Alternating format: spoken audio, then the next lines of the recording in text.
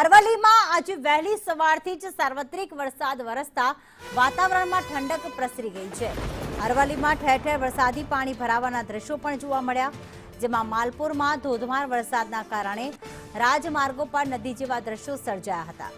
મોડાસા, વાણિયાદ, સાયરા, બાયડ તેમજ શામળાજી પંથકમાં પણ સારો વરસાદ નોંધાયો।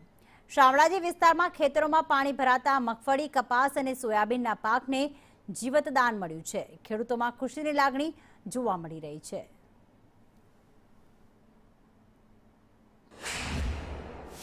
અરવલ્લી જિલ્લામાં ખૂબ લાંબા સમય બાદ હવામાન વિભાગે જે આગાહી કરી હતી એ મુજબ આજે વહેલી સવારથી જિલ્લાના અલગ અલગ તાલુકામાં ધોધમાર વરસાદ શરૂ થયો છે।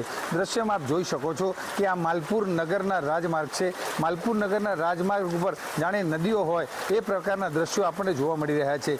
જિલ્લાના મોડાસા, મેઘરજ, બાયડ, ધનસુરા, શામળાજી, સાઠંબા તમામ તાલુકાઓની અંદર ધોધમાર વરસાદ ખાબક્યો છે। કેટલાય દિવસથી વરસાદ જાણે હાથ તાળી આપી હોય એ પ્રકારની સ્થિતિ સર્જાઈ હતી, ત્યારે ખેતી પાક મગફળી, સોયાબીન, કપાસના જે પાક છે એ પાકોને પણ આ વરસાદ થવાના કારણે જીવતદાન મળ્યું છે। હાલનું વાતાવરણ જોતા સમગ્ર દિવસ દરમિયાન અરવલ્લી જિલ્લામાં વરસાદ રહેવાની પૂરેપૂરી શક્યતા રહેલી છે। શૈલેષ પંડ્યા, સંદેશ ન્યૂઝ, અરવલ્લી।